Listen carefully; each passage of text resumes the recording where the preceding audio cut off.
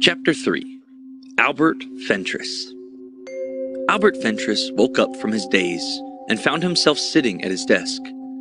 He'd been experiencing dissociative states since he was young, especially during times of stress. Whenever he came out from his daze, it was like waking up from a dream. As in the past, he had no memory of what happened before waking up.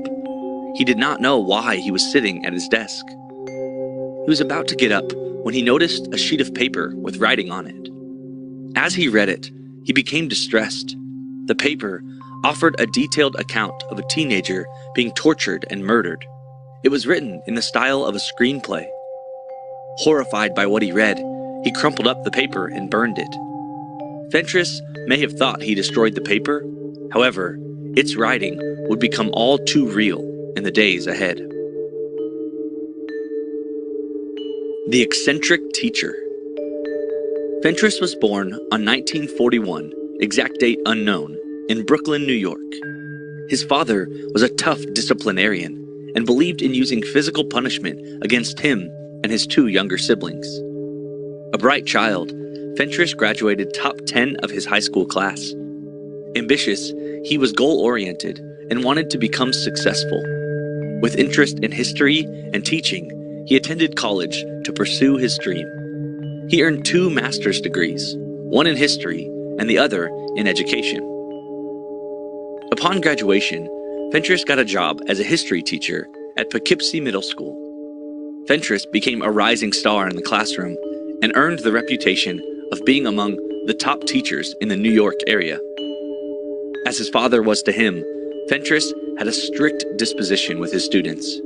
He also had some unconventional approaches to teaching, which school administrators tolerated due to his popularity as a teacher. An example of this was the time his class was studying World War II. Fentress came to school dressed up in a Nazi military uniform. Fentress lived a reclusive existence.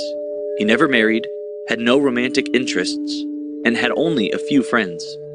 For him, the world of material goods was his source of emotional attachment. Also, the impression others had of him was very important to him.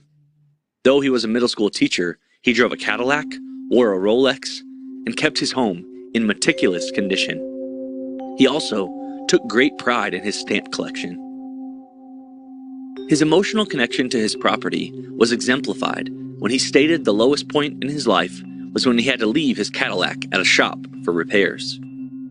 There was one other incident that rivaled the distress he felt over his Cadillac, when his stamp collection was stolen. That incident triggered a tragic episode for the Poughkeepsie community and received national attention.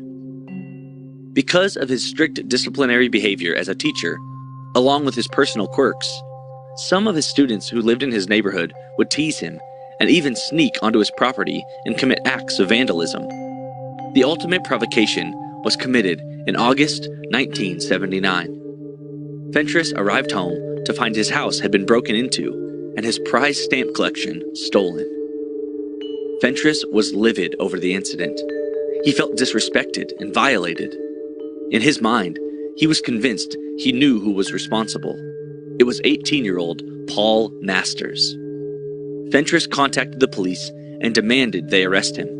The police advised him they could not arrest Masters without evidence he had committed the crime. Fentress grew more upset. How could he be persecuted without receiving justice for what the teenage delinquent had done to him? He began to feel himself slipping into a daze. In his mind, he needed to strike back. He needed to protect his castle. He applied for a gun permit, after which he came up with a plan. Best laid plans taken to the extreme. Though he had developed a plan to deal with Masters, it would be his depraved dark side that would take over. It would be that part of him, the part of him he kept concealed, that would take charge in carrying out his revenge. Fentress frequently watched out for any teenagers that may try to recommit acts of vandalism or theft. On August 20th, Fentress spotted Masters climbing over his fence and landing on his property. Fentress decided he would use a psychological approach with Masters. Instead of threatening him or calling the police, who were of little help, he would entice Masters into a trap.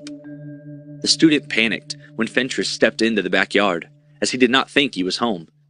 Fentress reassured Masters he was not angry and wanted to mend any hard feelings between them. He asked him if he would like to join him inside for a beer and to talk. Masters was visibly relieved and accepted his offer. As they walked into the home, Fentress asked Masters about how he was doing in school. As they made small talk, Fentress told him he needed to go into the basement. He asked Masters if he would go with him, as he could use some help. Masters politely agreed. As they walked down the basement stairs, Fentress replayed the scene from the movie Deliverance in his mind. Upon reaching the bottom, Fentress pulled out his gun and pointed it at Masters. Masters turned white as a sheet, as the blood drained from his face.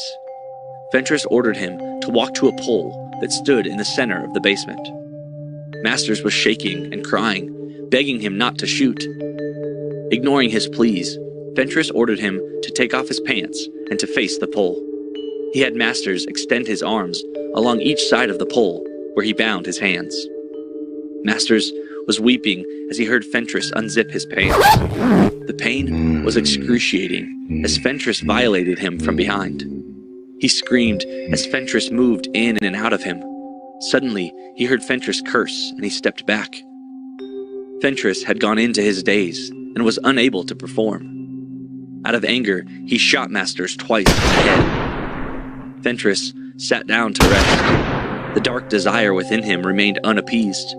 He needed to do more. When he had caught his breath, he untied Masters and proceeded to castrate him. He took the boy's genitals upstairs and into the kitchen. Fentress cooked the testicles and then had them for dinner. After he finished eating, he returned to the basement. He dragged Masters' body upstairs into his bedroom, where Fentress collapsed on his bed and fell asleep. Upon waking up, Fentress saw the student's body on his bedroom floor. He realized what he had done and called a friend, explaining what happened. The friend called police, who arrested Fentress without incident. Releasing a killer? Due to the findings of his psychological evaluation, the judge determined that Fentress was not guilty due to insanity and sent him to a mental institution in New York. He was diagnosed as having narcissistic personality disorder, dissociative fugues, and obsessive-compulsive disorder.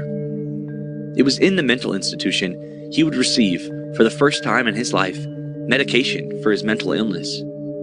After spending over 10 years in the psychiatric ward, psychiatrists and lawyers argued he should be released because he had become a model patient.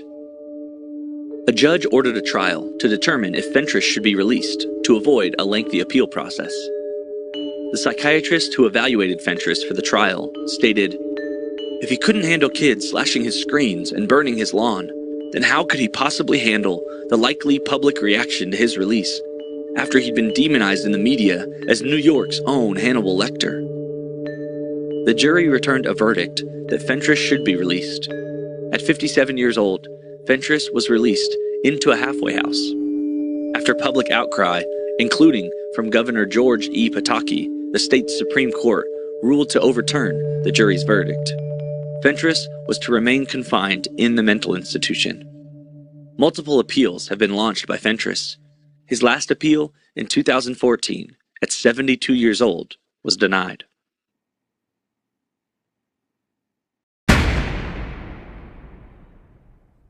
For more of these fascinating stories and true crimes, subscribe to Charles Arness World. Thanks for watching.